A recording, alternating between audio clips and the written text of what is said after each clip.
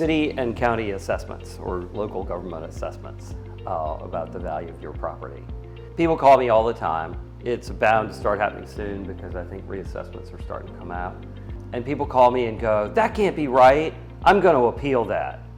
And it's been my general experience that unless it is like off the chain crazy, like we're talking like 100% different from what the property value is on the best day, you probably shouldn't ask to have your assessment lowered, because what happens is the basis gets lowered, and then 4 or 5 years later you decide to sell your house and they haven't really reassessed it and gotten it into like what your house is worth, and you're gonna end up having a lower assessment, which I have to say, assessments do not create value.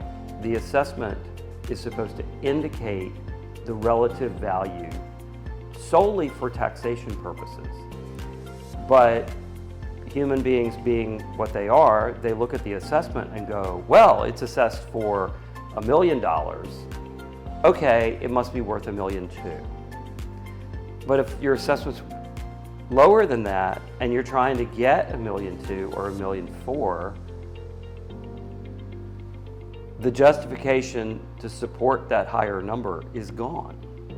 So is it worth saving a few hundred or even $1,000 a year for a few years to risk losing hundreds of thousands of dollars down the road? Give that some thought. I had a client one time who railed on to get his assessment lowered because he said that his lot was not as nice as the other lots on the street.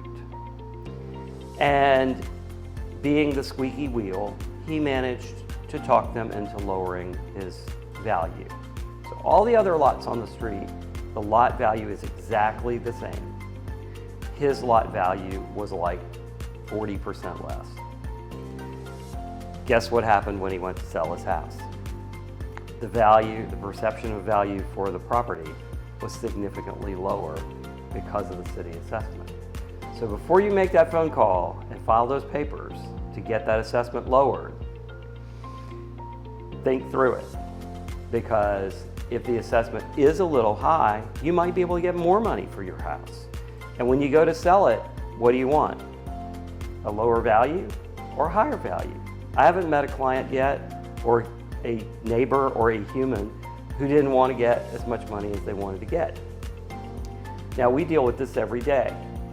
If you want to know more about it, please give me a call, reach out to me. I'm Chris Small. I'm a real estate broker in Richmond, Virginia, and I've been selling real estate for a long time, so I can help.